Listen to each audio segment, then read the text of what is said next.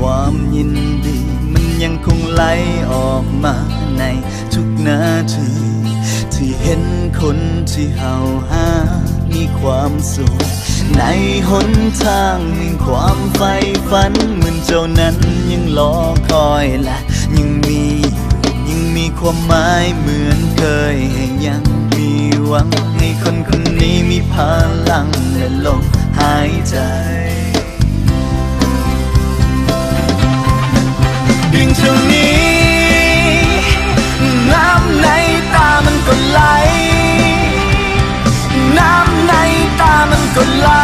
มาก่อนไหลมาบอกว่าเจ้าจากไปแสนไกลน้ำในตามันก็ไหลเหมือนเจ้าเองเมื่อวันไหวเหมือนตาก่อนเหมือนวันเก่าที่เฮาเคยยิ้มเคยให้กันในหัวใจเลยได้ฮับว่าเป็นยัง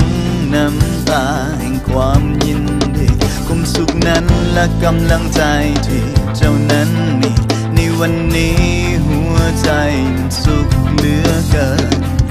ทางที่เจ้าไปกับทางที่เคยฝันเส้นทางนั้นยังรอคอยแต่บอกมีเจ้าก้าวไปทิ่มคอยยืนอยู่กับความหลังและมันคงสาเกินไปที่ทุกอย่างเจอกลับมา